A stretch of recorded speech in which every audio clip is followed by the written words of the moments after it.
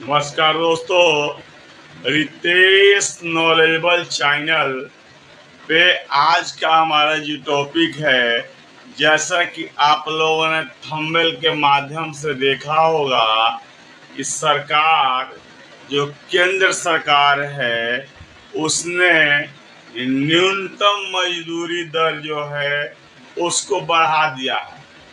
मतलब कि न्यूनतम मजदूरी दर सरकार ने बढ़ा दिया है और इसे 1 अक्टूबर 2024 से एक कानून को लागू भी कर दिया गया है। तो सरकार ने, मैं आपको ये बता दूं कि आखिर कब और कैसे ये जो मजदूरी की दरें हैं वो लागू होती हैं और इसको कैसे बढ़ाया जाता है, इसको साल में कितनी बार बढ़ाया जाता है। तो मोदी सरकार ने श्रमिकों की न्यूनतम सैलरी बढ़ा दी है। अब चौकीदारों की रोजाना की कमाई 1,000 रुपये से ऊपर हो चुकी है। इससे पहले कि दिल्ली सरकार ने भी मतलब कि मजदूरों की न्यूनतम सैलरी बढ़ाने का ऐलान कर दिया है। मजदूरों को दशहरा, दीपावली और छठ पूजा के पहले ये बहुत बड़ी खुशखबरी दी है। केंद्र सरकार 2 बार खुदरा महंगाई की और वेरिएबल ड्यूरिंग अलाउंस में वृद्धि करती है। ये वृद्धि जो है साल में 2 बार किया जाता है, अप्रैल और अक्टूबर के महीने में। सरकार के इस पहल का मकसद ये है कि मजदूरों को बढ़ी हुई महंगाई से अनस्किल्ड लेबर का जो सरकार ने जिस लेबर को कुछ काम नहीं आता उस लेबर के लिए सरकार ने 783 रुपया प्रतिदिन की दहाड़ी निश्चित किया है और ये जो मंथली हो जाएगा 20,358 रुपया की उसको मासिक पड़ेगी और ये सैलरी जो है 26 दिन के हिसाब से दिया जाएगा।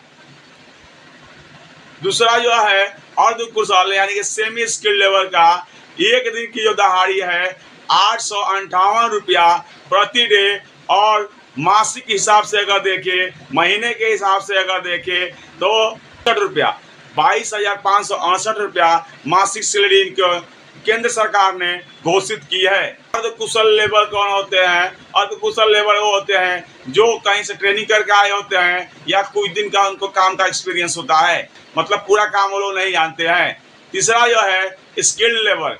स्किल्ड लेबर में ऐसे जो होते हैं ऐसे गार्ड आते हैं, लिपिक आते हैं और वो गार्ड जो जिनके पास शस्त्र नहीं होता, मतलब वो अपने काम को जानते हैं, बिना हथियार वाले गार्ड आते हैं। इनकी अब एक दिन की सैलरी जो है 954 रुपया और महीने के हिसाब से अगर देखें तो 24,804 रुपया होगी।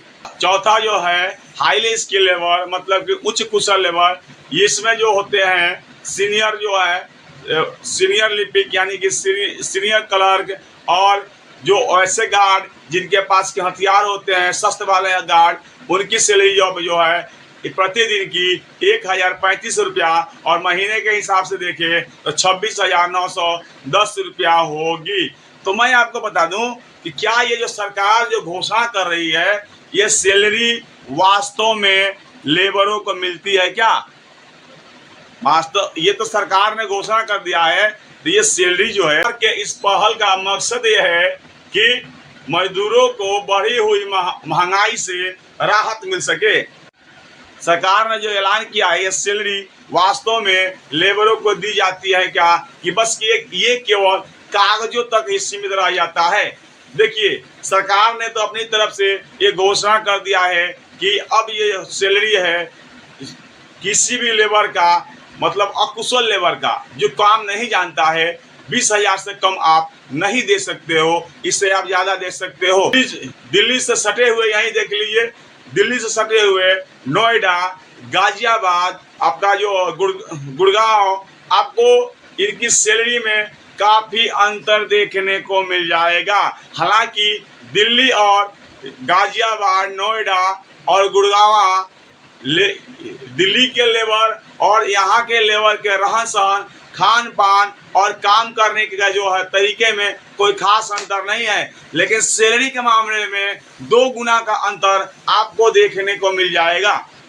तो सैलरी जो है, सैलरी का जो है कितना होगा, इसका निर्धारण वहाँ की राज्य सरकार करती है कि हमारे यहाँ लेबरों की सैलरी कितना दी जानी चाहिए। मैं आपको एक चीज़ और बता दूं कि दिल्ली छोड़ा करके अभी कोई ऐसा स्टेट नहीं है जो कि लेबरों के विषय में इतना चिंतित हो। इसके सटे हुए जितने भी अभी देखते हैं औद्योगिक क्षेत्र हैं, कोई भी दिल्ली के बराबर सैलरी नहीं दे रहा है। और राज्य के हिसाब से आप तो देख ले तो बिहार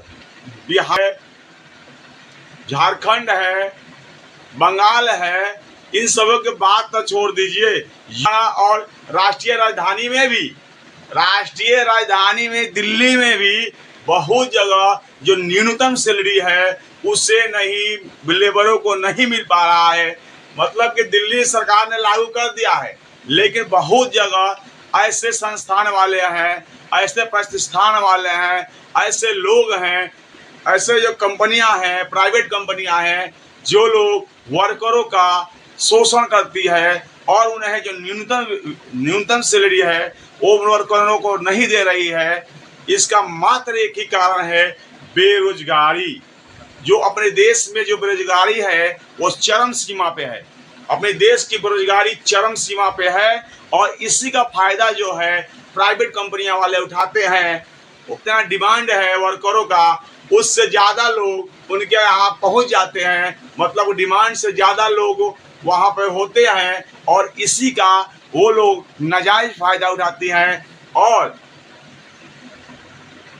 कम पैसे में ज़्यादा काम लेते हैं, मजदूरों का शोषण करते हैं। ये क्या मतलब ऐसे क्यों होता है?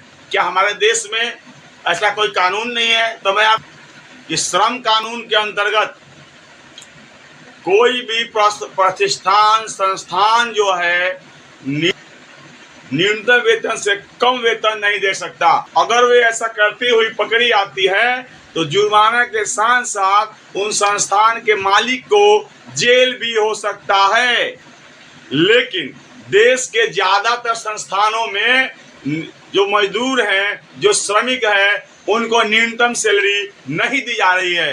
पश्चिम बंगाल, बिहार, झारखंड, ये सब की बातें तो छोड़ दीजिए, दिल्ली, हरियाणा और सटे हुए उत्तर प्रदेश में भी मजदूरों को उनकी न्यूनतम सैलरी नहीं मिल रही है। बहुत से प्राइवेट कंपनियां उनका शोषण कर रही है, जबकि श्रम का मंत्रालय का दिन हर एक जिले में डिप्टी कमिश्नर होते हैं, डीएलसी होते हैं, फिर भी कंपनियां न्यूनतम वेतन कानून को लागू नहीं कर रही हैं। ये बहुत बड़ा सवाल है कि ऐसा क्यों हो पा रहा है। All India trade union Congress के उपाध्यक्ष विद्यासागर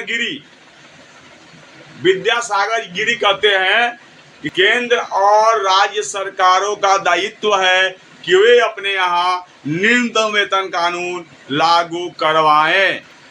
फिलहाल न्यूनतम वेतन से जुड़ी घोषणाएं सिर्फ दिखावा साबित हो रही है। अधिकांश कारखाने न्यूनतम वेतन मजदूरों को नहीं दे। ये मामला जो है सुप्रीम कोर्ट के संज्ञान में लाया गया था और सुप्रीम कोर्ट ने सख्त लहजे में कहा है कि जो कंपनियां न्यूनतम कानून को लागू नहीं कर सकती उन्हें बने रहने का कोई अधिकार नहीं है। विद्यासागर गिरी जी कहते हैं कि सरकारें चाहती ही नहीं है कि न्यूनतम वेतन कानून लागू हो, क्योंकि श्रमिकों को अगर भरपेट भोजन मिलने लगेगा तो उनका वोट बैंक खिसक जाएगा। तो ऐसे में देश के श्रमिक राजनीति का शिकार होते जा रहे हैं। देश के बढ़ते बेरोजगारी का कंपनियां फायदा उठा रही हैं। उद्योगों में डिमांड की तुलना में कई गुना श्रमिक काम मांगने आ रहे हैं और कंपनियां श्रमिकों के इसी मजबूरी का फायदा उठा रही है। ये मामला जो है केंद्र और राज्य सरकार दोनों के संज्ञान में है, लेकिन कई कारणों की वजह से इस पर कार्रवाई नहीं किया जा रहा है।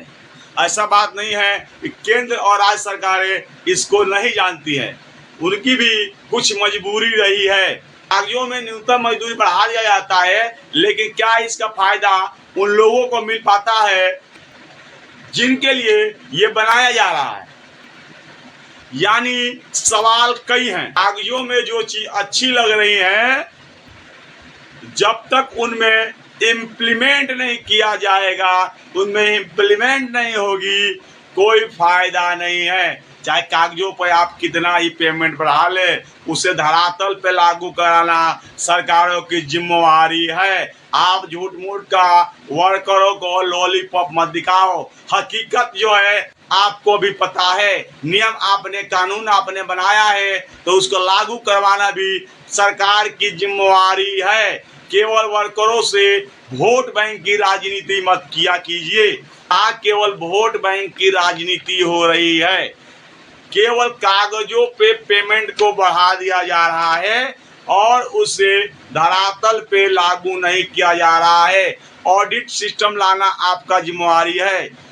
आप जहाँ वर्कर काम करते हैं वहाँ बार बार जांच करवाएं।